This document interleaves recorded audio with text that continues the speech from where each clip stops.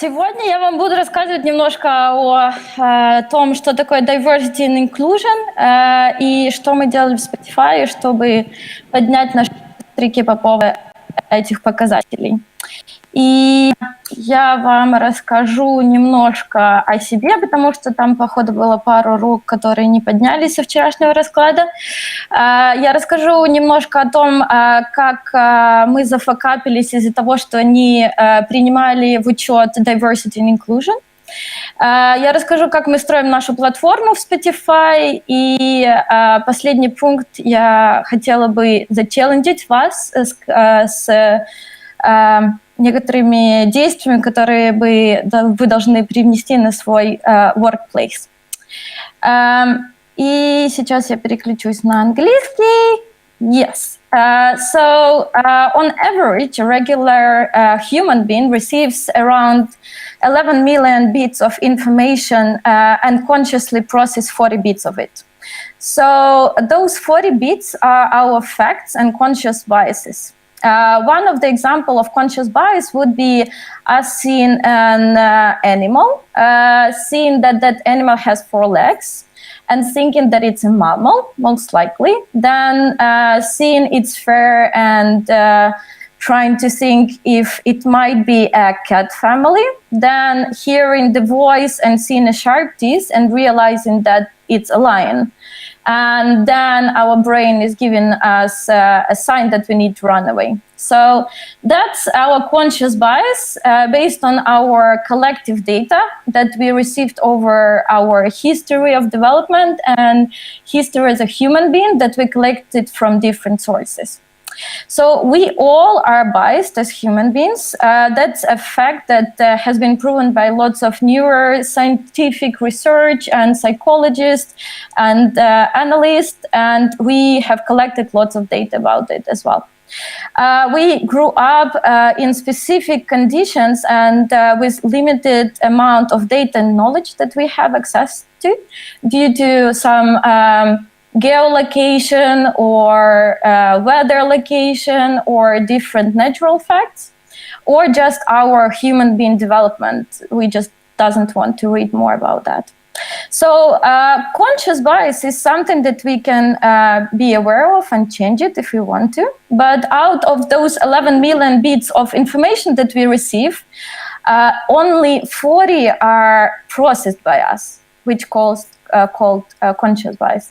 And the rest of this 99.9999999% is our unconscious bias, and it's something that we are not in control of. It's a mental shortcut that fills in the gaps in our knowledge with similar data from past experience and cultural norms. And it's normally not a bad thing, but it can lead us to some incorrect decision and incorrect data processing. So I want to give you a few examples that happened in Spotify with our product. We have this feature called Discover Weekly. It's basically a machine learning algorithm that suggests you suggests you music that you are listening on a regular basis. And the data set for that algorithm is collected based on the taste of music that you pick up. And then after 5 days, we put this data in algorithm, we process it and generate a playlist for you that you can listen, and it gets updated every Monday. So that feature got into Spotify 1.5 years ago. It has been created by the team of engineers in Sweden. And we did some dog fooding. Dog fooding is when internal employees are trying it, but it wasn't on a full company basis. It was just a small part of it. And everyone thought that it would be amazing success, and we roll it out. And it was an amazing success in Nordic countries. Everyone loved it. We saw our metrics going up. Our monthly active users were so happy. Everyone was saying that's new revolutionary machine learning algorithm that know what I'm listening to and know what to suggest. And then we decided to roll it out for the rest of the world. And after 2 weeks, we saw that our metrics are going down in particular regions. And moreover, our user engagement was falling extremely in some parts of Brazil and US. We started to dig deeper into data and realized that our machine learning algorithms that were created by Swedish engineers were not working on those markets because people are completely different. Brazilian people were not acceptable of listening to any music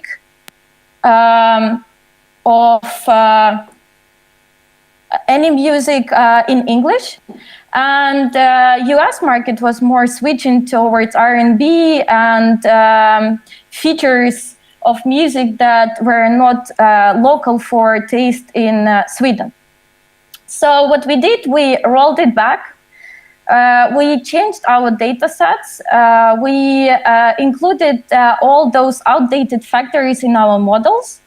And now, taking into consideration all lessons learned, we formed the groups of development where candidates were very diverse. So the new algorithm was success. We received very positive feedback from lots of our users, but due to the fact that that feature wasn't available for more than 3 months while we were redoing all our logic, that affected our image of that feature. So we lost quite a lot of users and we lost quite a lot of money on that. And that was only because we were not taking into consideration particular taste of diverse candidate. So another example that I have is from Google, actually. They posted that paper quite a lot, and that was about building iOS YouTube app. And they didn't consider left-handed users when it added in mobile uploads, causing videos recorded in a left-handed person view of a landscape to appear upside down. That was huge involvement of media in that investigation because the amount of users that were affected were not that high, but the impact that users created to the brand of the product was huge. So, and one last one, one back, sorry. And one last one that I'm sorry, guys. That slide wasn't included in presentation, but I'm gonna describe you.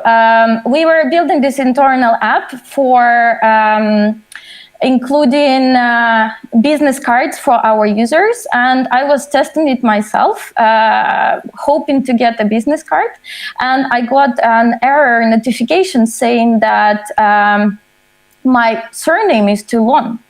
And that was very sad because I never felt that not included. And I know that my surname is quite long and complicated, but I assumed that people might think about surname being more than 6 letters. So what do we do with all these problems? We bring more diverse opinion, and we try to include more different people overview in what we are doing. So it seems like with diversity, it's a little bit more clear, but then we are talking about inclusion as well. And what is that inclusion thing that I'm talking about? So that one is even more difficult because it's coming from our deep brain cells behaving the way they used to and not wanted to change it. And one of the examples that I recently were laughing about was about my friend. She moved to Uruguay to be a construction engineer there. And in that construction firm, they had a team of 30 people. And every morning she had to come and hug them and kiss them. That was their routine. And every evening she would call me and cry and say, I cannot stand it anymore because 30 minutes of my valuable time I'm spending giving them hugs and doing all this useless stuff in the team. So she went to talk to her leader there, and she said that she cannot do it anymore. And the leader said, like, if you think it's a good thing for you, go for it. And she told the teams that she is not doing that anymore, and they immediately exclude her from anything. They would not interact with her, even in the workplace. They would never collaborate with her, and they would never even show her existence in the workplace.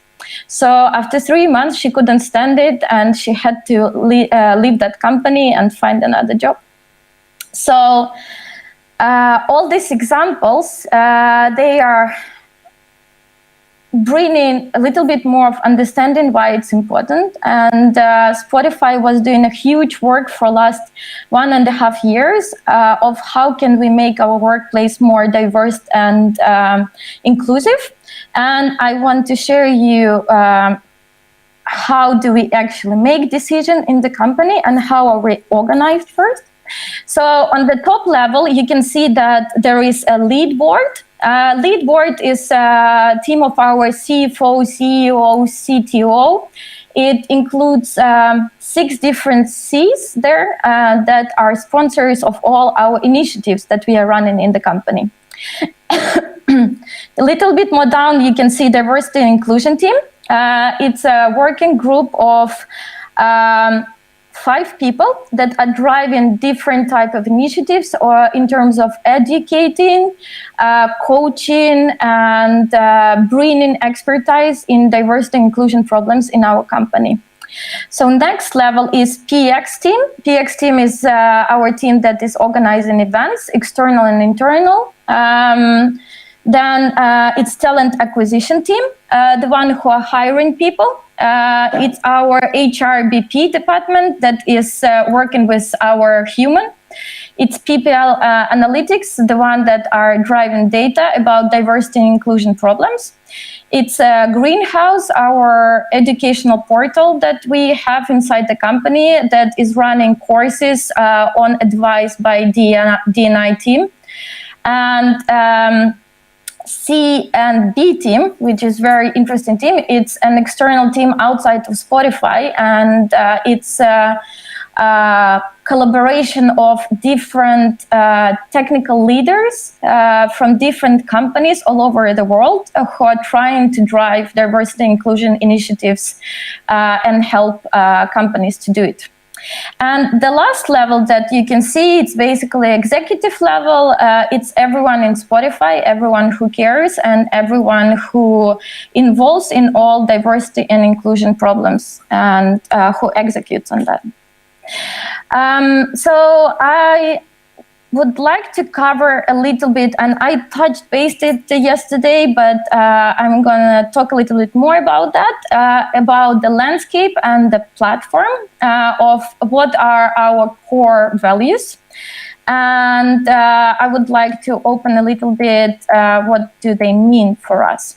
And the first core value is diversity. So we believe that diverse candidates can bring diverse opinion about everything we do, starting from our day-to-day processes, routine of the team, and ended up by opinion about what should be the design of our office.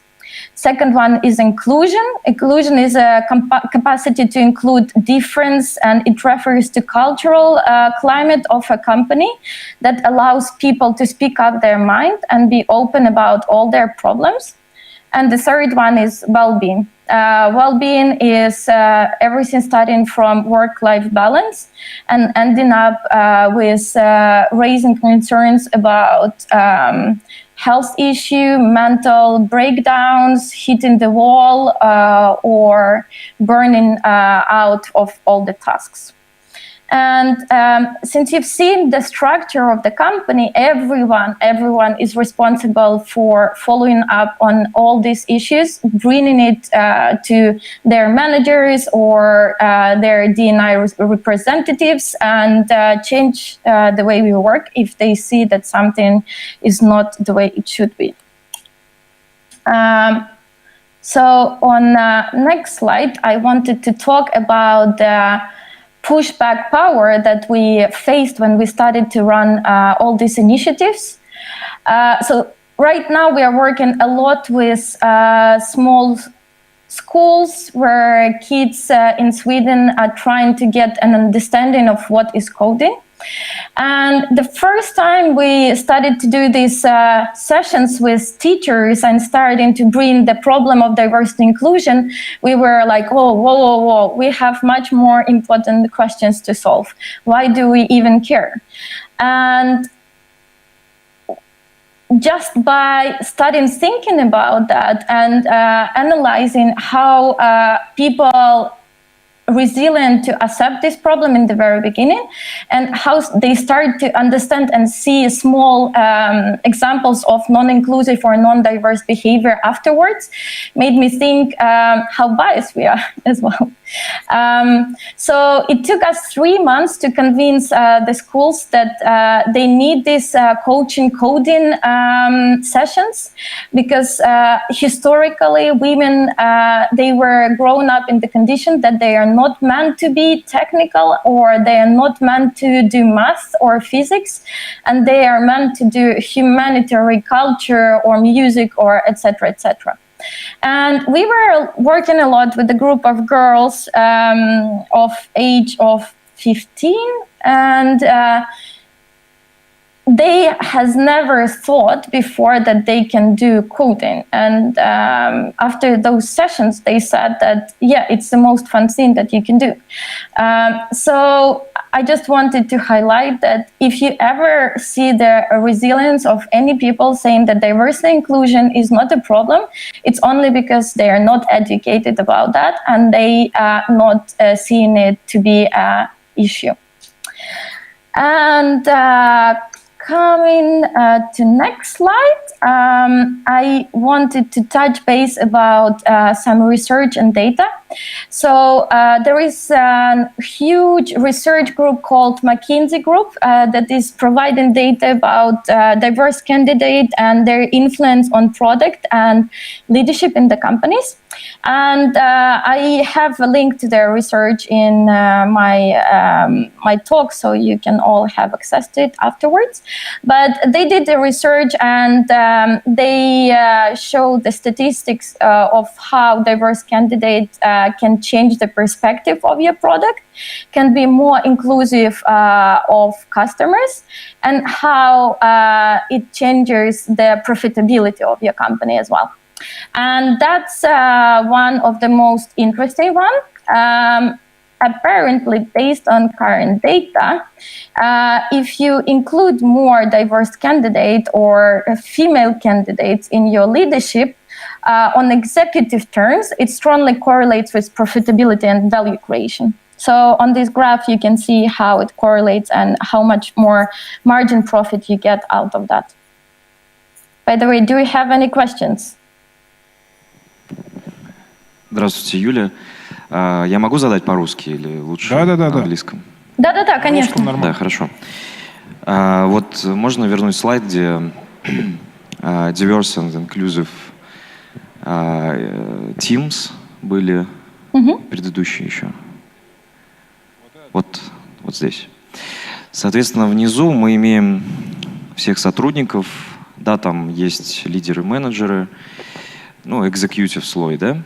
А вот, вот эти тимы как раз, ну и вообще сам вот DI тим, это выделенные прям люди какие-то?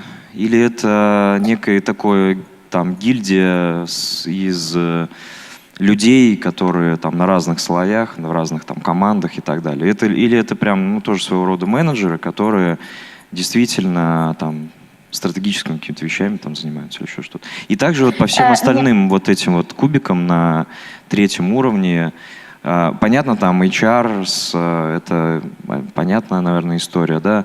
Вот интересно тоже вот эта C&B команда, да, которая там collaborative, там вещами занимается там. Вот это отдельные люди или это все-таки, ну, а-ля гильдии какие-то? Поняла. D&I Team — это отдельная команда, которая включает сейчас в себя 5 человек в 5 разных локациях в наших офисах. В Бразилии, в США, в Швеции, Австралии и Германии.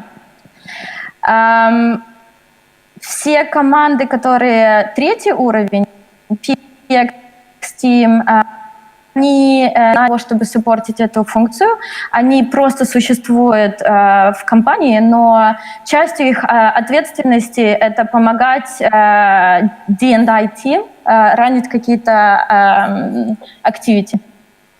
C&B Team, который вы рассказывали, Change Advisory Board, она вообще не находится в Spotify. Это global команда worldwide, которая работает на 120 технических контор в мире, и они помогают, коучат, учат и собирают данные о том, что происходит в больших IT-компаниях.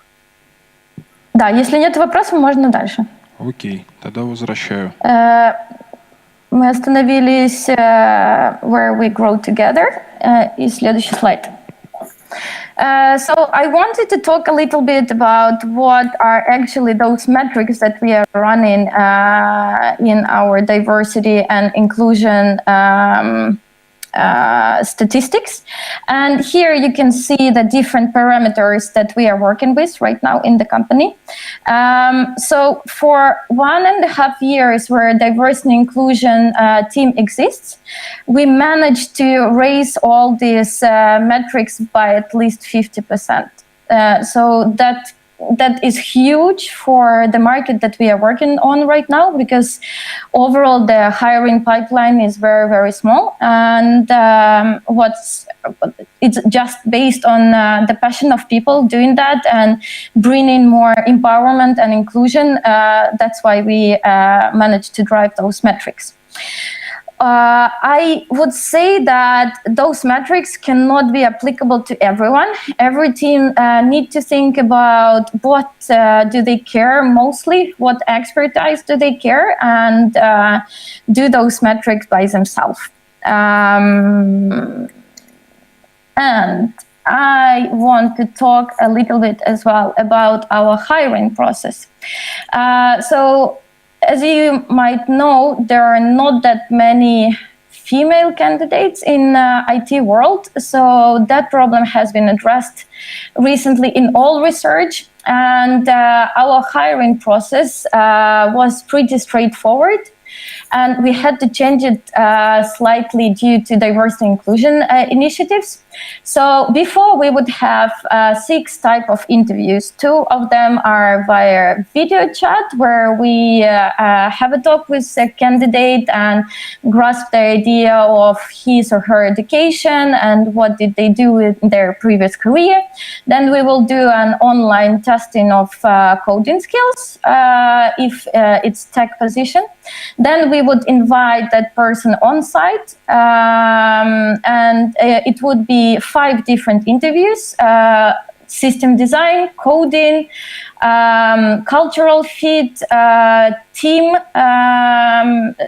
challenge, and architectural overview or DevOps, depending on the role. So when we received the data from our diversity and inclusion team that after our interviews, women didn't feel that included, and they felt that the interview itself were not very open to female candidates, we did several changes that help us a lot, and I hope you can reuse this practice. First, invite at least 1 woman on the interview so that female candidates can be more inclusive. Second, give them time to be more active and don't judge if something is not working the way it should. We are trying to be as fair and equal to everyone, but sometimes people are different behavioral-wise and different type of personalities, like introverts or extroverts. And it's very difficult to figure it out just by seeing them for a few hours. So always be conscious about that and always take it into consideration. So this diversity framework can be applicable in any company as well, and it's reusable. But how do we work? First, we inform about current state, like taking into consideration hiring. What has happened is we send the data to our board members that it's not working. What can we do? You ask us to bring more diverse candidates, but it's just not possible. And then there were identified several layers of actions that we can do. First is to try to find a new hiring hub. Since we are located in Sweden, not everyone is that attracted to relocate there. And we agreed to open office in London, which had lots of hiring amount of diverse candidates. Second one was diversity in leadership. We received lots of feedback that all the candidates that went on our interviews, they were wondering how many women do you have in your leadership team? How many women are in your executive team? And we were driving some initiative to bring more diversity in our leadership layer. Then another one was diversity and education in R&D. R&D is our tech department. All the candidates felt that the behavior during interviews was not very acceptable, so they got judged by the first mistake that they were doing on the interview. And we were trying to change that and try to decrease that bias as much as possible by doing blind interviews. When candidates that are coming on site, they're sitting in one open space and interviewers are sitting in another one, so that they cannot judge you based on your appearance or how do you look like. And the last one was specific for US. We were driving lots of initiatives in terms of hiring small African, not small, sorry. We were putting lots of attention on hiring African women in tech because it was the lowest metric in our organization overall. And unfortunately, I don't know about the initiative that were driven by that type of program, but we managed to raise that by 3% during last year and a half. And how do we accomplish those goals? It's a next execution level that you can see. And we have several types of initiatives that we are running inside the company to be more inclusive and diverse. It's bias boosting workshop. So whenever you are a new hire to Spotify, you're going through all these initiatives that I'm talking about right now, so that you are welcome and prepared to what your behavior should be in the company. So bias boosting workshop identify our biases and addresses the way how you can work with them. Inclusive leadership workshop is mostly for our leaders, but anyone is welcome to come there. And it's about how you can be more inclusive, how you can think about small stuff. Like, for example, when you are talking with team that is sitting on the other side of the ocean, to be more aware that they need to be inclusive in the conversation, and lots of the small things that we are usually not talking about. Then diverse candidate interview, bias training, the one that I already covered, where we agreed that we're going to separate our interview into 2 different rooms so that we are not biased at all based on appearance or anything like that. And interview rubrics, that's an interesting one. We decided to have constantly changing interview questions because our questions were leaked in lots of online resources, our interview questions. And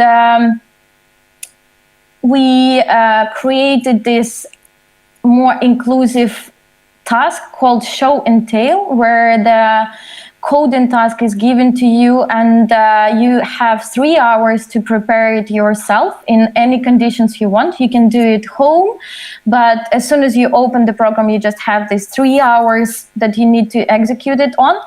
And then you just come to our office and you lead us through your executional decision. They, as you can see, gave us a very positive trend in bringing more diversity and inclusion in our team. So seems like it's working. So I'm happy if someone will reuse it going forward. And now I want to challenge you. I know that diversity and inclusion is kind of controversial topic for Russian market as well, and the talks are just starting to spread out. But I would really want you to go back home and think, is it actually a problem for you?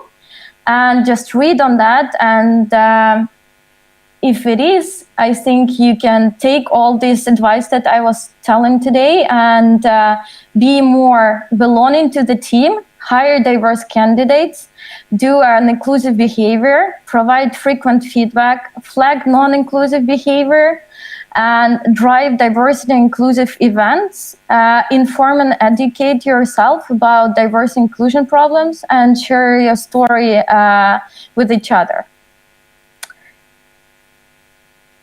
So, it brings us to key takeaways.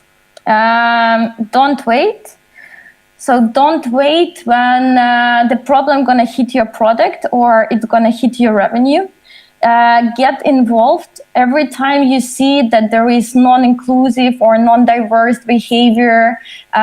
You need to start figuring out as a leader what's going on and why it's like that. Get comfortable with the fact that we all are biased, and it's totally fine to be biased, but we need to be aware of that. And bringing more education is the only one key that can give us possibility to understand them. Be informed about what are your biases and what are your problems. Be aware of your data, what you are doing and how you are doing that. Be an advocate for these initiatives and seek to understand everyone else. And all of that will bring your product on a new level, and it will give you possibility to include everyone. Yes, and I think I'm done. So if you have any questions, please let me know. Сейчас спросит Юль. Здравствуйте. Спасибо за доклад. На русском, да, можно спрашивать? Да, конечно. Такой вопрос, он из 2 частей состоит. Первый, он касается найма. Насколько я понял, вы расширяете воронку, пытаясь найти новые источники diverse кандидатов. Вопрос номер 1, не выливается ли это в дальнейшем, например, что вы вынуждены, что вы оказываетесь перед выбором. У нас есть 2 кандидата, например, один более, вернее, не так, например, один одинаково образованный, у них одинаковые отзывы по технической части, но один как бы более diverse, а второй менее diverse. Вот такой. Или, например, один кандидат хуже, например, по каким-то техническим параметрам, но чуть более diversный. Ну и наоборот. Это первая часть вопроса. А вторая часть вопроса, не случается ли какого-то использования этой системы, например, вы отказали человеку, ну, по каким-то техническим, ну, подходит по техническим скиллам, а человек потом сказал, мне отказали, потому что я, ну, там, не того пола, не того цвета кожи и так далее. И начинает на вас суд и так далее. В общем, все это плохо заканчивается. Спасибо. Спасибо большое за вопрос. Первый вопрос. Я как hiring менеджер, я всегда, если одинаковые абсолютно условия, я предпочту diverse candidate. Но я такого никогда в жизни еще не встречала. Я никогда не встречала, чтобы были одинаково технические, культурные метрики у кандидатов. И вторая часть была, если по каким-то параметрам техническим кто-то лучше, то Spotify как техническая контора, они предпочтут техническую кандидатуру, а не diverse. То есть, первое, если они абсолютно одинаковые, то это diverse кандидат. Второе, если техническая сторона лучше где-то, а поведение немного не так лучше, то тогда это техническая особенность пойдет. Вторая часть вопроса. Да, такое случается, потому что все знают, что Spotify сейчас этим занимается, и люди пытаются получить немного денег на этом. Последний из таких медиа-скандалов было то, что наш internal employee подал на нас в суд за non-inclusive environment. Такое случается. Люди хотят денег, поэтому тут ничего не поделаешь. Но единственное, что можно сделать, это можно опираться на данные, и если данные задокументированы и все с этим в порядке, то это не проблема. Спасибо, Юль. Еще есть вопросы, коллеги? Да, у меня даже микрофон есть.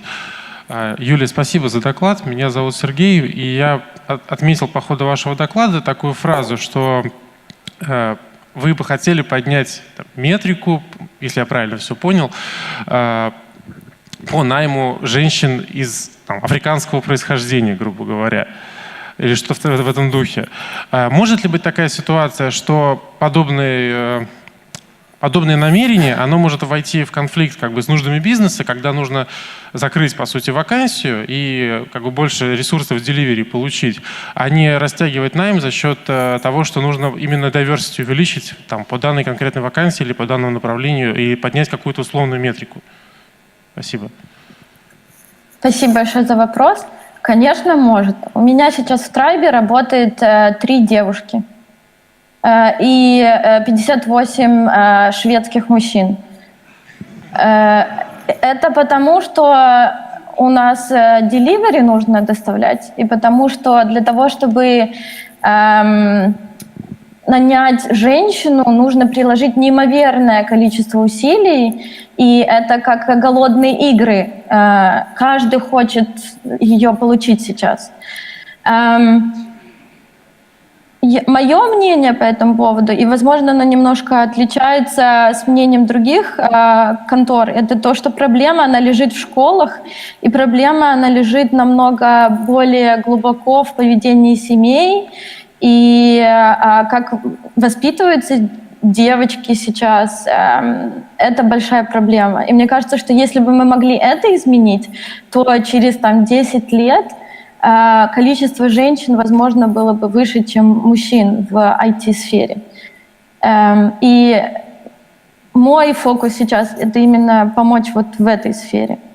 И мой доклад был более о том, если вы, например, никогда не слышали о diversity inclusion до этого, возможно, сейчас вы начнете замечать какие-то маленькие вещи, и это, возможно, поменяет ваше восприятие в будущем или как вы относитесь к женщинам в IT.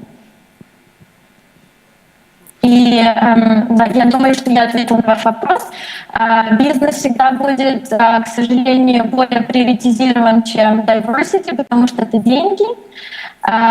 Но мы стараемся, если у нас нет, есть, например, 3 открытых позиции, хотя бы одну позицию залокейтить на diverse candidate и 2 горячих позиции аллокейтиться на delivery. Спасибо. Еще вопросы, коллеги? Сейчас, Юль. Здравствуйте, Юля, меня зовут Сергей, спасибо за доклад. Как вы думаете, с какого момента компаниям стоит задумываться именно о diversity? То есть, если у меня стартап на 1,5 землекопа, то мне еще бессмысленно. И дорого, и некогда. Когда пора начинать думать об этом и имеет смысл, собственно, заниматься? Продвигать это как-то у себя, например. Спасибо. Спасибо. Хороший вопрос. С самого начала, я бы сказала. Но обычно у стартапов нет денег на это. В Spotify мы начали задумываться об этом где-то, когда количество работников превысило 800 человек. Мне кажется, что По крайней мере, мое очень узкое теперешнее понимание IT-мира в России.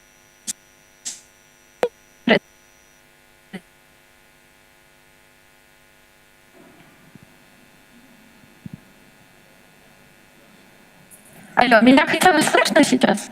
Куда ты начала пропадать? Да. Извините, пожалуйста. В общем, мое восприятие, что в России, Украине и Беларуси это должно быть лучше, потому что наши школы, они очень хорошо направлены на computer science. Я знаю, например, я когда училась, со мной было 3 девочки, но мне кажется, сейчас намного больше уровень женщин в IT в нашей индустрии. Поэтому, если есть возможность ходить по университетам и брать каких-то интернов, которые позволяют потенциально расти в роли, я бы обязательно это сделала с самого начала. Но это большая работа для более senior девелоперов и большая ответственность для вас как тимлидов или людей, которые ранят бизнес. Но я думаю, что это принесет свои плоды. Спасибо, ответили. Есть еще вопросы? Ура. Юль, спасибо большое. Это Юлины контакты. Несмотря на то, что она далеко, можете с ней пообщаться либо в LinkedIn заблокированном, либо где-нибудь еще. Вот. Она ответит на вопросы стопудово, проверено, поэтому пользуйтесь случаем. Можете пообщаться с представителем одной из самых интересных компаний сейчас на рынке. Многие копируют их практики, смотрят за ними, наблюдают и ждут, пока у них что-нибудь получится, чтобы по-быренькому это к себе утащить. Спасибо, Юль.